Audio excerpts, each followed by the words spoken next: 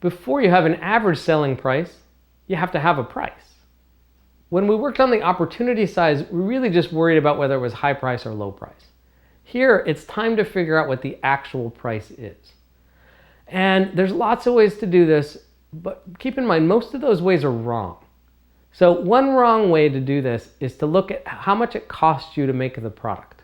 So if you're building a physical product, this is really obvious. You might have $10 that you spend to the manufacturer to build the product, and you're going to just arbitrarily set a 50% margin, and therefore you're going to sell it for $15, or a 30% margin, sell for $13, and so forth. Well, there's no logic in there. That might be nice, it might look good on paper, but it's wrong.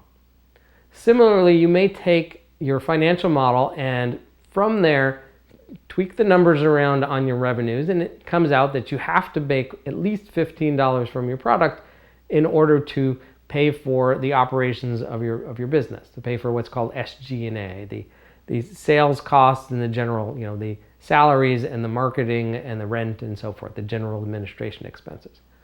Well, if you do that, that's also wrong. That has no basis on any logic whatsoever. Third way would be to say, look, we got some investment, we're going to spend that investment over the next year, and at the end of that time we want to be cash flow positive, and you run through a couple iterations on your plan and say, well, we better charge $15 to make that happen. Those are all wrong because none of those take into account what is the value of your product to your customer.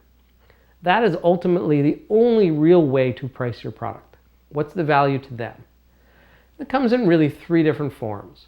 So let's say it saves them money or they make money by having your product or service. Right? Let's say it's $100. It makes your customer $100 in any given pay period, any given time period.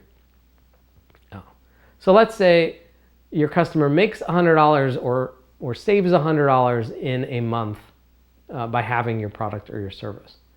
Well, you certainly can't charge them $100 for that because they wouldn't be making or saving anything at that point. Rough rule of thumb, a third or a half. Let's call it a half is what you could charge. So that would be a $50 product, assuming they believe and trust that they're actually going to make or save that $100.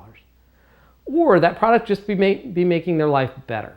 Right? It may be an improvement over something else. And in that case, it's a little bit harder to measure.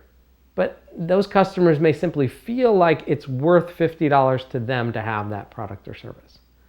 In all cases, the true way to figure out what your price is to talk to customers and find out what they think it's worth. Now, if you're outside the building, you're talking to 50 customers, one way to do this is don't ask them. Don't just turn and say, what would you pay for this? You're going to take 10 customers and you're going to say, would you pay $50 for this? Next set, you're going to say, would you pay 25? Next set, would you pay 10? Next set, you get to the last set, you're going to go all purple cow on us and you're going to ask them something wild. Would you take this for free and then pay for something else? Would you pay $100 for this? Would you pay $1,000 for this? You're going to try and feel out the market by asking customers yes or no on one price. From that, you will then strike up some conversations and learn more. What you may find is the perfect price. You may find you have the $14.99 product versus $17.99. Or what you may find is you have two distinct segments or three distinct segments. Each will pay a different price. Each has a different value to it. And then you have the challenge of figuring out how to charge different prices to different customers. That happens. You may find out that what you really have is a freemium product that is best given to customers to try out either for a small amount of time or a small amount of features. And then you charge them a higher amount for something specific that they find of value. There's many, many ways to do pricing, but they ultimately all come down to what value does the customer think your product is worth?